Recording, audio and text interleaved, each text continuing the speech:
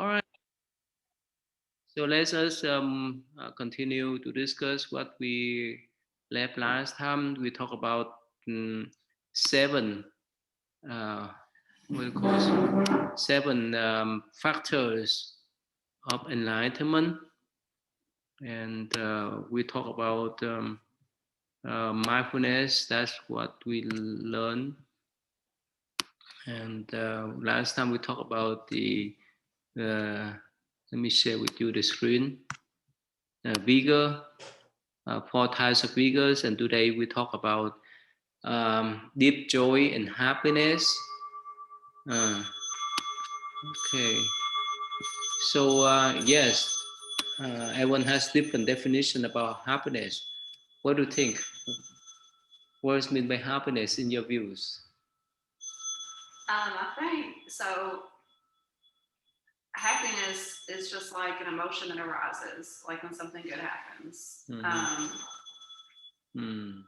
That's just how I see happiness, where it comes and goes. Where like joy, as I heard y'all talk about before here, it's more like appreciative joy.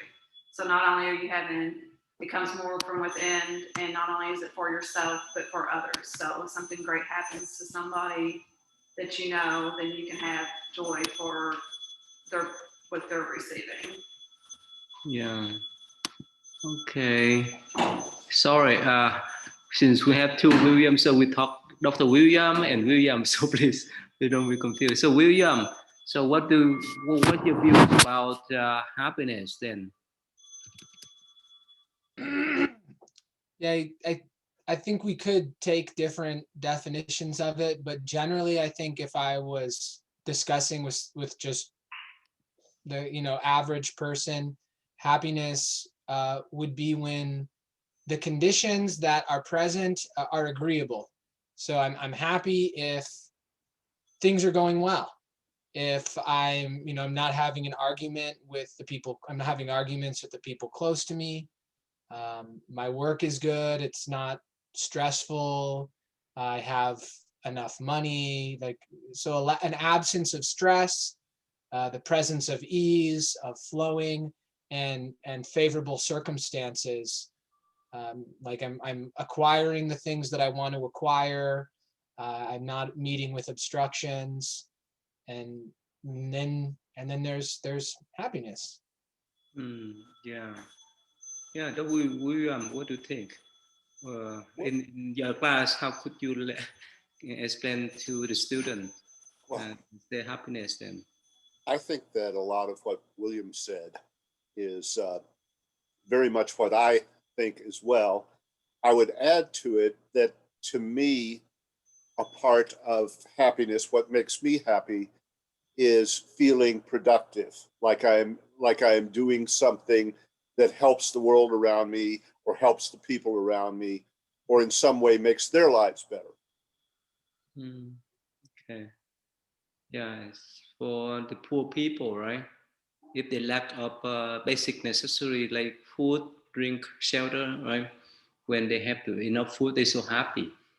When they have enough water, they're so happy. When they live in the calm and um, in pure place, they're happy. So that's why I think most of us know this what they call the Maslow, right? We know, right? Maslow hierarchies of needs, right? There's a physical need, sexual need, food, water, warmth, and rest. That's the basic one. If we fulfill that, especially for the poor people, they're so happy. And some of us, if we feel secure, we feel safe, we feel happy in our home, at home. When we lock the door, we feel happy that no one intrude our space or our house, and belongingness and love in this intermediate relationship, friends. When we have friends, the one that we care for us, or the one that we care for them, we feel happy.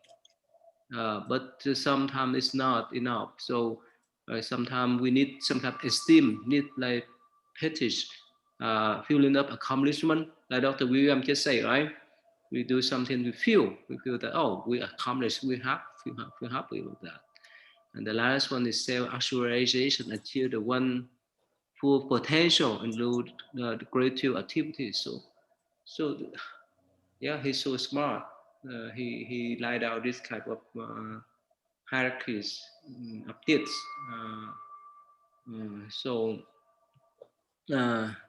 according to let's see here, happiness comes from the word haps. That means change, and that's what happened. That comes from the word happening. So happiness is circumstances that depend on certain things that happen around us that make us happy, whether it's you know, physically, as physically, psychologically, mentally, and spiritually. So whichever way we feel happy. And so this is the example. Extra scoop of ice cream, eat the food we like, right? Winning lottery. But sometimes some people, I heard that winning lottery, at first they're so excited, but later on they come back to the normal, right? Normal state of mind. Gift like new iPod, praise, and so forth, good luck, good look, new attractive clothes, and so forth. So depend upon the hierarchies of the needs that we are. So for people that attach too much to material life, right? So they be happy. They feel happy when they have uh, fancy clothes, a beautiful house, fancy cars. But for us, uh, it's not necessary. When we feel some accomplishment, when we feel peaceful, that type of happiness. But other people, they may not care much about the peacefulness. They just care how much money they have, right? How much power they have, right? And so William, when you treated the patient, right? When after they recover from their pain and their suffering, they're happy, right? Yes. Mm. But Yes. what do you think about those type of happiness?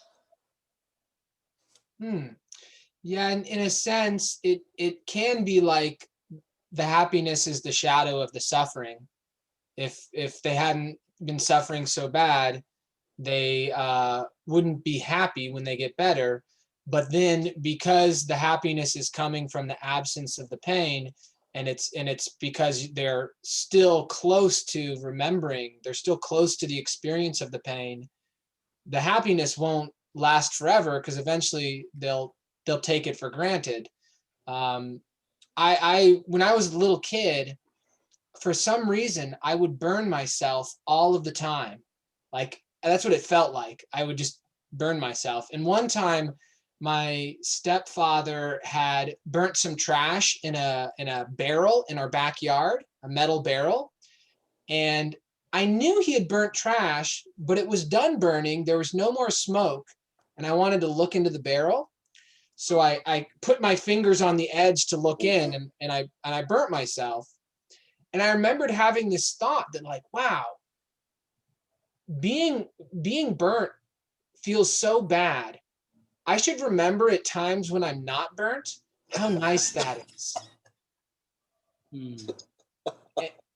And I think we can if we are mindful of the absence of any sort of problem, and we're mindful of how distasteful pain is, that we can generate happiness intentionally just by appreciating what is. But generally that's not what happens. We forget what pain is like, and we just take for granted the absence of pain. Yeah, Thân Thiền, are you there? Yeah, Thân Thiền. Yeah, well, okay. Sorry to ask you, forget to ask you. So what's your definition? What's your views about your unhappiness? From multi-pass, from what I understand is there are two types of happiness. There is external happiness, is something that you search for happiness from the outside. depend on your feeling and emotion. If you want to have a good, if you're, if you like something and you really enjoy it, because this will make a good emotion and a good feeling. You search for because you rely on something from the outside that makes you happy, and if if you if something from the outside is not there, it will make you very sad because you need something to be there to make you happy, such as your family, your nice house, not a fancy car, or something that makes you happy. For internal happiness is something that you practice from from meditation, so that you can be able to attain happiness.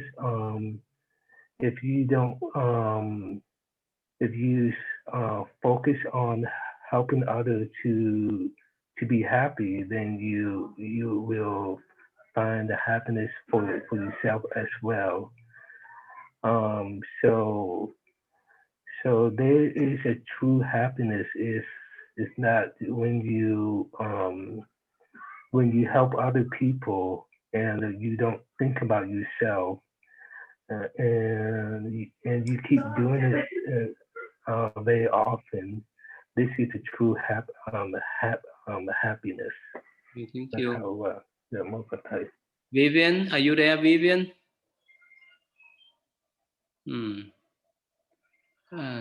Yeah, so William, so sometimes like you just say that for roller coaster, right? Roller coaster, Yeah. right? So sometimes people want to have that kind of strong excitement, right? To get happiness, to get excited. And if they just do the normal stuff, it's boring. So that's why they need to have that kind of excitement. So what do you think about those people? They need that strong push, that strong change, that strong excitement. What do you think? Well, like my daughter loved it. My daughter, she was like, let's do it again. I told her I was praying for it to end, and she was like, I was praying to go on it again. And I think that it's not my cup of tea, because I just think about the negative aspects, like physically, like what it's doing to the neck and being whipped around. I actually had a headache. I think from it. It didn't start till a few days later, but I couldn't pin it on anything else. It seems to me that it's a more difficult desire to satisfy, and there are more potential consequences for it. That ideally we, I am, and ideally everyone is happy with things as they are, and in getting their satisfaction from like the nature of all things, the Buddha nature, by directly perceiving it. Practically, most of us aren't going to have that direct perception of the Buddha nature. So to simply have desires that are easy to satisfy, that don't involve having to spend a lot of money or go, risk some sort of bodily harm or something like that. So I think a good analogy would be like, what height of fence do we put our happiness on the other side of? Ideally, the height of the fence is convenient to us, so we don't have to put a lot of effort in order to allow ourselves to be happy. So what do you think when the people that have excitement? So for me, just comparing it to a roller coaster, before I worked on roller coasters, I never rode one. Like, I was terrified of them. That's why I wanted to do the kiddie rides. Like, I felt much safer. But when you do the training, they need people to ride it for the training purposes. So we would take turns riding the roller coaster, and it's just like, it's terrifying going up the hill, you're scared, very so fearful. And then when you finally get released and go down, it feels really good, you know. And then at the end, it's great because you're still alive, you know. But you really have to know, like William said, you really have to know how to hold your body. So once you ride it repeatedly, then you know how to hold your head, how to tilt it, and keep yourself from jerking all around. On certain ones, like they're just jerky roller coasters, and there's nothing you can do about it. But it felt so good at the end of the night, like after working all day, standing on your feet, you know, dealing with the people, because there are people that just go ride roller coasters. That's what they do. Like they go from amusement park to amusement park, and so you meet a lot of different people, you know, working. The people are complaining and they're hot and they're sweaty, and it's, you know, kind of a nasty job, really. But at the end of the day, after being on your feet all day long, the maintenance guys would come most evenings and they would let you ride it. It felt so good. It was just like such a nice release. But again, you're scared going up the hill, and then it's good when you finally go down, and then at the end, just because everybody made it through alive, you know, so it's not like, Okay. it's not a good thing, really. But yeah, there's a lot of people out there that's what, I mean, like I said, there's groups of people, they're just roller coaster enthusiasts, that's all they do is go to these places to ride all these rides. And like I said, it's not a safe thing to do. I wouldn't want my kids doing it.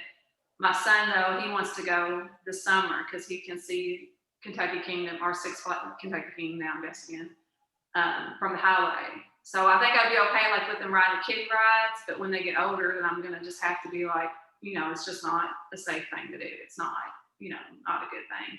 And you wouldn't want them, because you can even buy season passes, and we're so close where a lot of people would just drop their kids off. So it was like kind of like a daycare, really.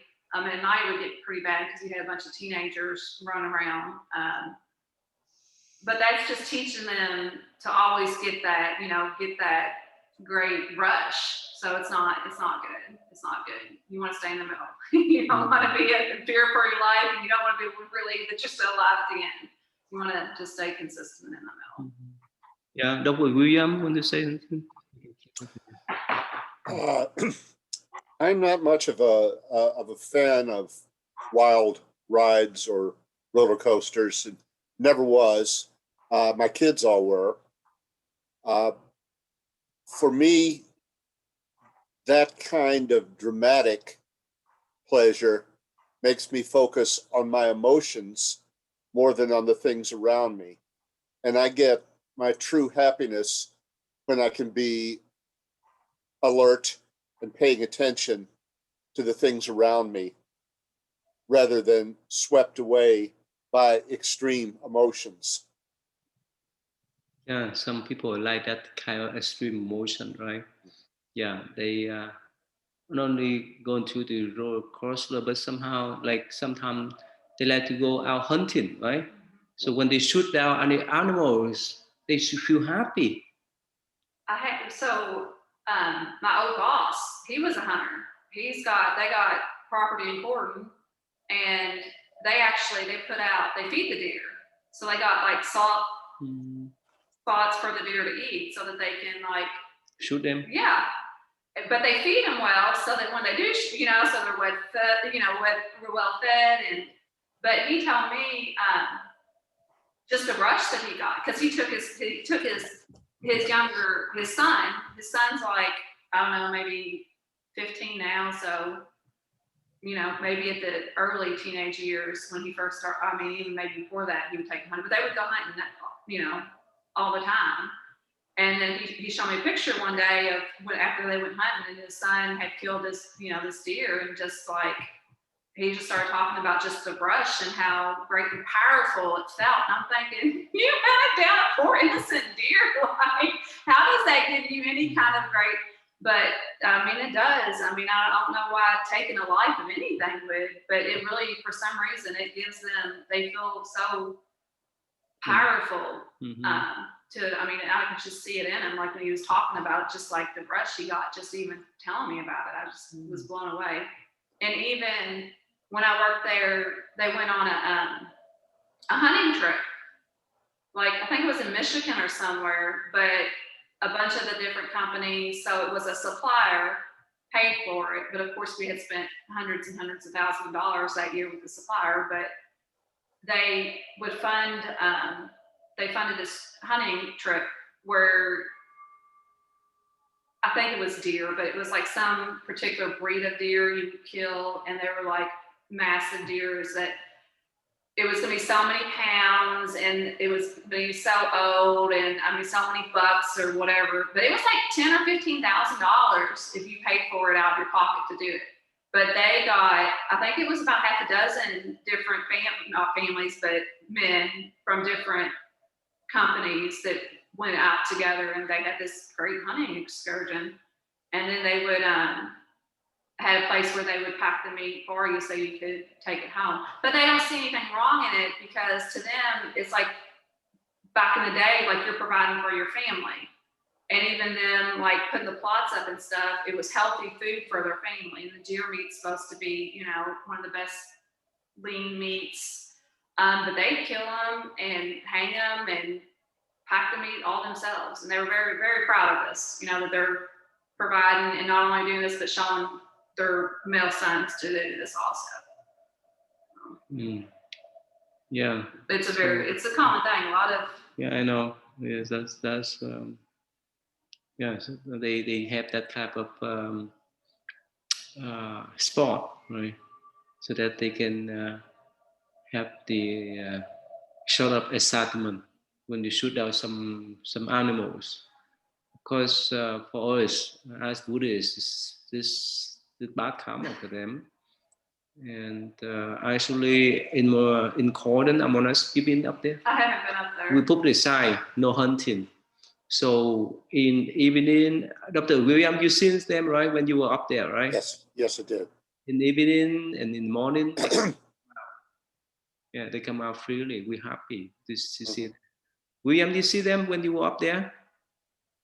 Not much. I don't. Are you talking about the deer? Yeah, in my monastery in Corden. You stay overnight over there before, right? Yeah, I stayed there. I think it was a couple weeks. Oh, okay. But it was early. It was right at the beginning, and there was still construction, and you were drilling that well. So there might have been a lot of noise, and you know, and you hadn't been there as long, so they maybe weren't as comfortable around that location yet. Yeah, so I mean that some people don't. They have the kind of sport for their enjoyment when they harm animals, even other people, right? And that's just a sort of happiness, but still, it's still harmful. And I remember that I used to tell this story, this true story. When they went to New Jersey, Atlantic City, you know, Atlantic City is considered as the second Las Vegas, right? So I met a gentleman, his local guy, and he told me that, you know, I went around to find some guys that can play card with me so that I can take their money. That's his sort of happiness. So again, there's sometimes if we could not recognize, we harm ourselves and others, and when others. So that's why we have to be careful. Yeah, let's go back here. Oh, the cat jump up to you, right, W. William? So when you meditate, they jump up and lie down on your lap? Yes, right? they do. One of them just came up and looked in the computer. He was, or she was curious what was going on. Yeah. So anyway, no, let's move on then. Let's go back here. So again, depend upon our level of understanding, right? And the sort of happiness here. Some people like it. They tease other people. They like bully other people, showing off or whichever. That's that's their sort of enjoyment or damage in school, public property. Right? They think it's happiness. They feel happy about that, but it's harmful. It's harmful for other people. Plus, they have to pay for the price later on. So again, no matter what happened, what we do, so in Buddhism, it's not last forever. Whether it's the food, whether it's the safety, whether it's and so forth. So here in this one, it's called the joy, much represent happiness. I like to show you short video clips about instant definition of happiness. Yeah, only a few minutes. Bellboy. He wrote a message and handed it to the bellboy, telling him that this tiny piece of paper would be worth far more than what he had owed. It did in fact recently sell at auction for $1.5 million. So what was this $1 million message? A calm and modest life brings more happiness than the pursuit of success combined with constant restlessness. In a world of consumerism, productivity, and the constant striving to outdo the preceding quarterly earnings, Einstein's advice is a nice and admittedly cliche reminder on the importance of the simple life. The advice that life is what happens in between doing the important stuff, such as work or events or meetings, is a significant one. We live for moments of close and transient connection. We get out of bed to see the smile of a friend. We work extra hours so we can eventually spend more of them in a state of modest ease. That is not to say we should conduct our daily doings in the absence of any and all goals. Enough evidence exists to support the fact that the pursuit of a goal is conducive to a happy life. However, equally evident is the fact that the most beneficial goals are intrinsic rather than extrinsic, that they focus on meaningful aspirations such as community or curiosity rather than material gain. Hence, it is less important as to whether a goal is achieved. Instead, we should focus on what the goal is to begin with. And even when we do find a goal worthy of pursuit, we should be careful. As Einstein warns, the good life is not found in an equivalency between happiness and success. Far too often, the modern individual becomes absolutely convinced that their happiness is based upon success, the achievement of their goals above all else. We rarely reflect on the fact that many successful people tend to be unhappy or at the very least overworked. In the pursuit of success, they may have pushed aside the very elements that had originally inspired them, finding themselves comfortably at the top and yet all alone. This can be pinned on the psychological concept of the hedonic treadmill. According to a great deal of research, humans appear to have some sort of baseline level of happiness. In one study, they measured the happiness of both individuals who had suffered serious injuries and lottery winners. They of course found an initial difference in happiness levels between the two groups, but with time, both groups returned to a sort of baseline of well-being, apparently unmoved by their seemingly consequential life events. Unfortunately, we tend to believe that a new promotion, relationship, or possession will elevate our happiness for good. We chase increasingly expensive and opulent things in the hopes of cheating our own psychological limits. And when we obtain them, we do in fact feel good. But the honeymoon phase comes to a close, and so we find ourselves reacquainted with desire. Success perfectly plays into this treadmill. Whenever we reach some sort of goal, we are intermittently satisfied. But soon this satisfaction brings forth boredom and restlessness. We need to do more. Many spend their whole lives in a rat race to the top, seeing their entire existence as a tool for success. The simple life isn't a pledge to minimalism or living out the rest of your life in a cabin in the woods. The simple life is the ability to back up and see life for what it is. Success, instead, should be a tool for happiness. The capacity for one to intelligently select the goals that mean the most to them, and equally, to know when to stop and simply appreciate what they have is an understated one. And perhaps there should be some pity given to some of the most outwardly successful among us, who will nevertheless remain alien to the happiness that comes from simply saying, "That's enough." What do you think? Elspeth, what do you think about this clip? I like this clip. I've seen it before. I like this clip. My younger brother, he used to say that to me all the time. My younger brother, he would call me simple all the time. He thought he was being mean and calling me names, but I took it as This life brings more happiness than the What is it? Sorry, what is that? That's my younger brother, 2 years younger than me, he would call me simple all the time. Like he's trying to make fun of me. And I would always go, oh, thank you. You know, that's the biggest compliment you can give. But yeah, especially right now, I'm going, meeting all these salespeople or people that told me things a year ago, and then I'm calling to like get stuff done. And it's just like one lie after another. It's so, I don't know why I keep getting surprised by it, but I feel, and my old boss used to say this. He would say, I don't understand why everybody's just not a salesperson. It's the easiest thing in the world. And I'm like, but you're like selling your soul, because the majority of them are not honest people. They'll say whatever it takes to get you to sign the paper, and then afterwards they change the story, you know? So it's really frustrating. And I feel bad for them, actually. I kind of have empathy for them, the ones I'm dealing with now, because I'm like, man, you're only bringing more harm upon yourself. You think you're getting away with something, but you're not. You think, you know, everyone I talk to, I'm like, wow, I bet you're really like a top salesperson, aren't you? Because you'll say anything to get the job done. But it's very, now that I know the consequences of it, it's even more disturbing, and I feel bad for them. Yeah, William, what do you think about that video clips? I agree with the overall message of it. Yeah, that basic idea of most of us spend our lives in this pursuit of these goals, and then once we get there, we're going towards the next thing, and even all the way to death. And then it's not really until death, maybe even the moment of death, that we realize that, oh gosh, wow, like what was this all about?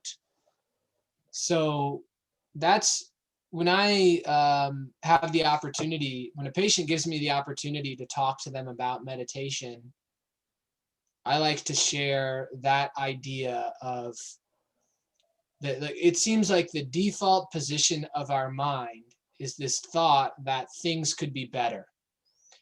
And so we're always, our mind is like almost always trying to get somewhere. And when we start meditating, frequently we use meditation to try to get somewhere. And we can fall into the same trap, and we can even, our self-love, our self-pride can get tied up into it as well. And then if we stick with it, we'll eventually see that and learn from it. But when I got that, like saw clearly that, okay, when I sit down to meditate, I know that I'm going to be trying to get somewhere. And when I notice that, I can be mindful of it. I don't have to try to stop myself from trying to get somewhere, because then I'm just trying to get somewhere else. You know, it's just like another, it can always, that it's so easy for the content to change, but the pattern to stay the same. So in meditation, what I try to recall now is, if I am aware that I'm breathing in and I'm aware when I'm breathing out, then I've achieved the goal. Like there's no other mountaintop for me to worry about getting to, so long as I'm aware that I'm aware of what's happening right now. And it's like a big relief, because even meditation can turn into a sort of burden if I'm using it to try to fix myself or make something happen. Yeah, that's why we start with the breath, right? We can accept whichever going into our body, right? Inhalation, that is have long breath or short breath, we can accept, and when we exhale, the same way too. So we don't have any expectation about our own breath, just be observer. We train our mind in that way, so that there's no burden at all. We don't use any force, physically, mentally. So physically, our body will be relaxed. Mentally, our mind will be more calm. Yeah. So Dr. William, what do you think if we talk about containments, like the way that he made, I mean that in the video clips mentioned, what do you think about that? Is so passive, or what do you think? I thought that was a wonderful little video. I think of Einstein at Princeton being content and happy in his own curiosity. And so often as an academic or as a writer, your life is an inner life. You go for long periods where you try to measure your success by your thoughts, and that's not the point. The point of meditation is much closer to me, it seems, that to what William was saying, that those moments of being mindful of inhaling and exhaling are enough in and of themselves to be present to a moment, to be present to the world around you, and to be able to be mindful of it, sometimes in a curious fashion. And Einstein's curiosity brought him that kind of contentment. And it wasn't anything that was measured in the outer world, and it wasn't anything that was really measured by his intellectual or scientific accomplishments. He found the joy in his own curiosity. Mm. Yeah, like we are professor, right? We're teacher. Mhm. So each semester we assign to teach certain number of students. So I feel that this is just my obligation, not the assignment. Just help out for those students to learn more about Buddhism. That's all. Right. And but for some people, they so excited to have more students. Or William, so it's probably some doctor they feel that when they give right medicine, right treatment to the patient, right? They're so excited, right? Oh yeah, I get excited. Okay. Yeah, I just did a procedure today that we're like got this big old needle, and I'm injecting, taking it all the way down to the bone of the spine, and I'm injecting, and it went beautifully. And yeah, it is a little exciting afterwards when everything, because there's a little bit of tension, like, okay, this is a serious thing. There are potentials for problems. There's like a relief and a degree of yeah, of a sense of achievement, of excitement. I definitely, at least today, did not stay totally neutral about it. Not easy, right? It's not easy to stay neutral, right? So, Mm. what do you think? Which one is more healthy, to be excited or to be sad when you fail? To be excited when you succeed, right? Which one is more healthy? It seems like neutral is healthier, and I mean it's easier. It's easier overall to not go through the swings, That's because yeah, if someone doesn't get better, or if they feel like I did something wrong, that feels just as bad as it feels good when someone does get better, or you feel like I did something really well. So to not be subject to the negative aspect of that, yeah, it's freeing. I would say it's freeing to have a mind state independent of of conditions. How about you, Teng Thiên? When you finish your project, you feel excited, you feel satisfied, you feel accomplished, or what do you think? Yeah, most of the projects that I did either at work or at school, I feel that the project is take a little time, a bit more time and more effort. I feel it's like too much for me. But I have to work through it to get my project finished.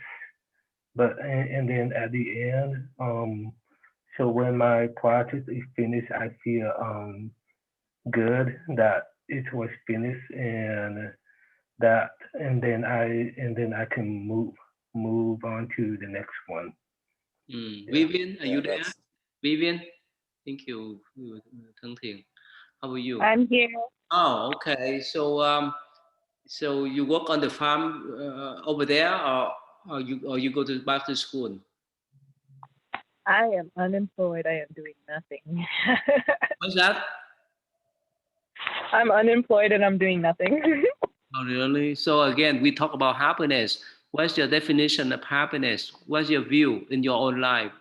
The meanings of your own happiness then? I feel like it's an inner peace and a contentment because there's like that saying that people say that like you can choose to be happy, like you can choose to look at the little things and like be happy. And like you had mentioned before, the hierarchy of needs, if you have the things that you need, then like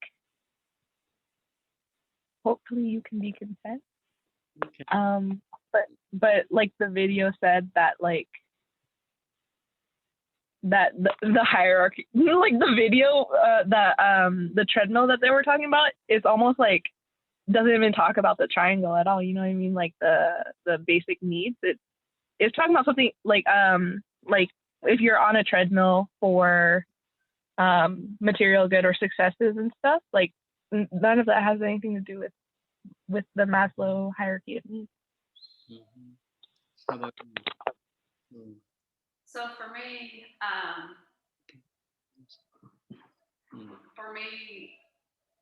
when it talked about success, like for me, it kind of hit home because I seemingly became so successful in my career when I became CEO of the company I was working for. Like I remember my business classes one time they asked you write down what you want to do in the future. You know, I thought it was so silly, but I wrote down that I wanted to be CEO of a small family-owned company. And then when I accomplished that, I found myself still like not happy.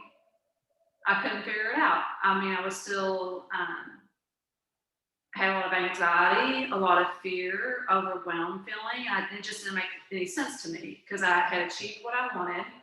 I was making really good money, and not only did I achieve it for myself, but I was able to train others on how to do it. So not only did I put procedures in place and gather historical data, but I was able to pass that knowledge on to other people. So I was helping people, and that's what I came to to realize is that what I really wanted to do was just to help people. And by doing the work I was doing, I was helping people. But when I was able to step away from it, they weren't willing to help me in the end. And that's what COVID kind of came and kind of blasted in my face at the time, when people were, I was like, let's help the subcontractors. Let's split up the they're the ones breaking their backs for your company. And just when or my children, I was very concerned about my children and the children I was around. And they just had at that, it was so family and you're part of the family. And time after time, company after company has always shown me that like at the end, you're just an employee, but somehow I had fooled myself again and believed in this. And so I'm so grateful that it happened because otherwise I would have got to the end of my life and still have been bending over backwards, making millions and helping to make millions and millions for this company that in the end, had no appreciation whatsoever. So that's success for me, you have to be careful with. You want to strive to be successful, but really what you're looking for is that happiness and that joy and that, compassion and just to be surrounded by people that you can help and that will help you back. But again, you got to understand what you're doing it for because for me, even when I succeeded, there was nobody like, come from a large family. It wasn't like my parents were patting me on the back saying, oh, good job, we're so glad and proud of you. So even, once it was over, I could step back and say, I was doing all this for other people for all the wrong reasons. But it gave me a false sense of security because, I was making good money. So I felt very secure and been there for a long time. But it's just not worth it when it destroys your growth. Because what the part that I liked about it, I had already got through, I had already created the procedures and made the reports and taught somebody else to do it. So for me, that's the part I like. And that's what gave me the excitement is gathering that stuff, putting it together, and then showing people, hey, look at the numbers, look at how it's all coming together, look at what, because owners always know whether they're losing money or they're making money. They always have in their mind, they always know. It's always amazing to me how much they actually know without seeing it. But when you put it on paper and sit with it, it makes a huge difference. So that's what I enjoy doing, and again, sharing it with others. So once I, would do one report after another and show it, and be able to show somebody that has no accounting knowledge, that and let them learn off of it. That part, that's what's really exciting to me. Yeah, thank you. Yes, Dr. William. Yes. Yes, I was listening to what everyone was saying here, and I've noticed that we have a common ground in that, and I think the young man who was talking about completing his projects for work and school was what really sparked my thoughts, because he said, and I really understand this, he would have that moment of accomplishment, and then he started thinking about the next thing. And I think the good side of that is how everybody who's been speaking here has talked about how they have joy in the process of what they do. That while they are doing it, that the doing of it gives them the joy. And that's a form of mindfulness, to be aware of the moment and aware of what you are doing, and to find peace and joy in that doing. Yeah. That's important too. But still, the other thing that we need to pay attention is that when we accomplish certain project, so we need to move on to the next one. Yes. The next one, it non-stop. Right. Yeah, that's why we discuss about that sort of external happiness.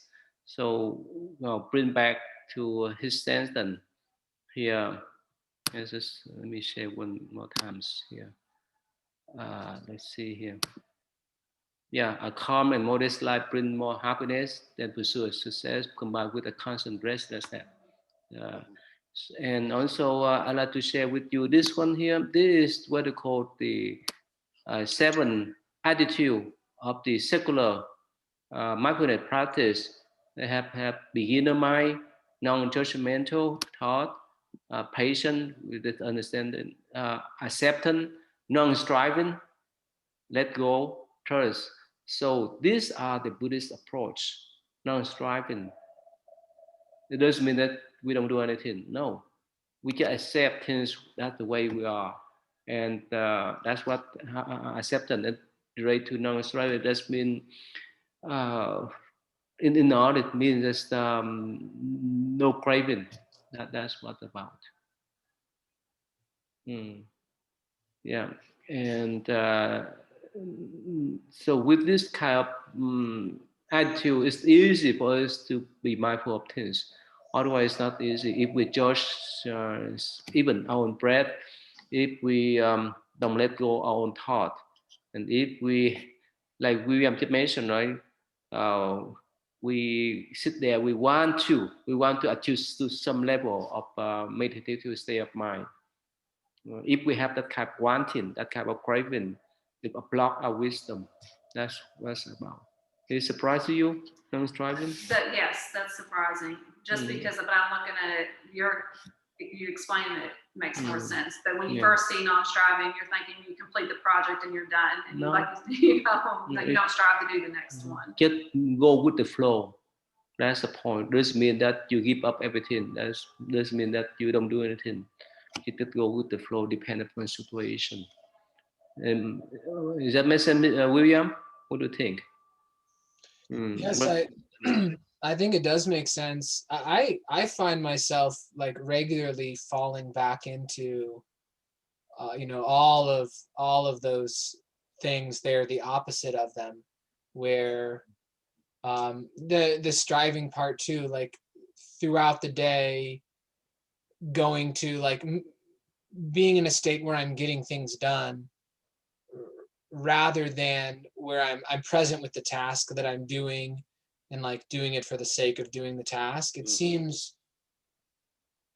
like a default state where it just like comes in unlike without me being aware of that it happens. Even if I stop and I reflect, I know intellectually that ultimately I won't be happy with that approach.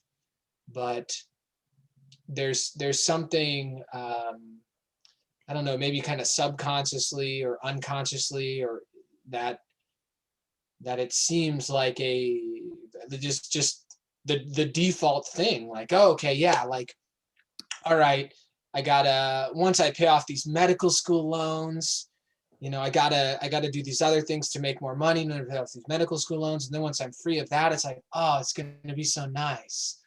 And those thoughts come up, and I won't always be mindful of them. I'll kind of see that as my reality, and I'll buy into that whole story and that narrative, where, yeah, who knows at the end if it'll be nice. There might be some, if I'm depending upon circumstances, there may be some circumstance after I pay the loans off that I use to not be happy. So I find like that beginner's mind part is so important, because I've known these teachings for so long that if there wasn't that beginner's mind component, I would be beating myself up all the time about continually falling back into a lack of mindfulness. yeah. Dr. William, you how many books have you published already? 15. 15 books. Yeah. So in your writing, somehow you go with the flow of your thought, right? You will not force yourself much, right? What do you think? Is that's the case? You enjoy more? I think that, again, some of the things that everybody's been saying really applies to that process as well. That I find that I'm tempted quite often by thinking about, when this book is published, it's going to sell a lot of copies. It's going to be the best novel I've done. I start thinking in that future tense, rather than remembering and being mindful of what brought me to writing novels in the first place, which was that sense of being absorbed in the world that you're writing about, and to be present in the world that you're helping make on the page. And that's where the real joy for me always lies. And I wonder why in the world I keep forgetting that when I think about what goes on in the margins of writing. The worrying about reviews, waiting for a book to be published, hoping that the sales figures will be good, rather than what was the chief and the primary joy of what I was doing in the first place, which is the joy of the process and the joy of the writing itself.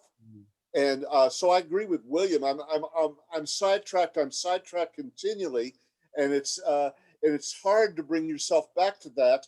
And then when you bring yourself back to that, you wonder why you left it in the first place. Yeah, that's very important, right? Yeah, that's when you live with the present moment. That's we produce that like a product, right? The books or whatever, right?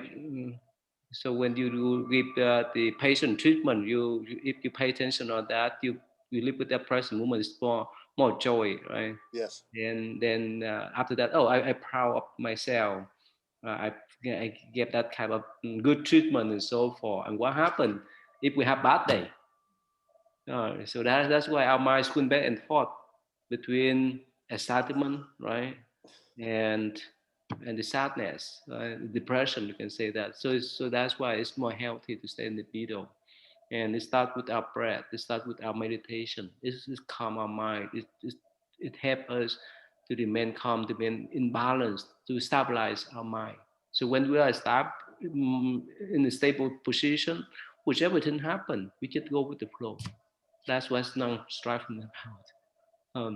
It doesn't mean that we don't do anything. That's quite different. That's why somehow the author he picked up that kind of idea, but many people they misunderstand about that idea. And even non-judgmental thought too. When we do things without judgment, how could we know it's good and bad? How is that? If without judging something, we may not know the quality, the standard is good or bad. So in mindfulness practice, in order to be happy, to be peaceful, you're not supposed to judge anything. What do you think? Is that in paradox? Yeah, well, that's difficult. Even when you're striving to be non-judgmental, it's kind of ingrained in you. But I think, especially to other people, like having non-judgment is important because you really don't know. I mean, how are you? It's so easy to judge someone else, but in the end, you have no idea where they're coming from. So to not judge someone and just have compassion for them is the best. And the same with yourself, where you don't want to be harsh on yourself. You don't want to say, oh, I should have done that. I should have did this. Or, oh, I'm so wonderful. But just to have compassion. I think it's better to strive for compassion than judging either way. Because in the end, you really, especially with others, you don't know. You have no idea. Yeah, in our case, Dr. William, we are teacher and professor, right? When we teach our students, regardless who they are, right? We have that joy that when we deliver our message, our knowledge to them, regardless of who they are. If we pick up some group of students according to our preference, we get stuck there, right? Like William too, right? When the patient come to you, right? With that kind of non-judgmental attitude, much easier for you to have the joy with them, right? Yeah, if I only want young pretty girls to come in and see me, then I'm not going to be as available for everyone else. You know, my energy is going to be kind of lopsided. Plus, you may be sad if you don't see them. You don't see the people that you refer to have the treatment, to provide treatment, right? So that's why. That's why it's more beneficial. It's just more, and if we have the kind of non-judgmental attitude, we see things in the broader sense, in the whole spectrum, instead of having some preference, good or bad and so forth. So that's why I come back without having the peacefulness and calmness. We now say we cannot anchor our mind. When we cannot anchor our mind, we will swing our mind back and forth between like, dislike, excitement, depression, and so forth. That's what let's talk about. That's why in Buddhist view, that's the joy, the happiness when we do meditation. That is one of the 7 factors that help us to can say that attain enlightenment, awakening, whichever. We have that joy, the joy of being calm, being peaceful, instead of being excited and be depressed.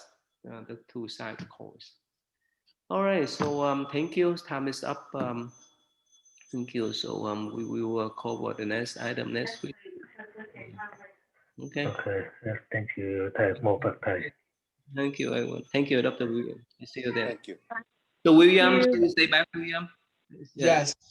Yeah, because I wanted to touch on tomorrow morning for the call. Yeah. We have an open house at the office for a new machine we bought, and it starts at 9 o'clock. So I can't make the teaching this Saturday, but I think I can. You teach, right? You can teach more. Okay, good. Okay, see you then. Okay. Yeah. Yeah, William, thank you. I got your letter, invitation for your wedding ceremony invitation, but as a monk, I don't know if actually, let me put this way. I feel uneasiness to go to the party and so forth, unless I conduct some ceremony and so forth. So I like to tell you frankly about that kind of feeling. Could not hear you. Sorry. I'm sorry, could not hear you.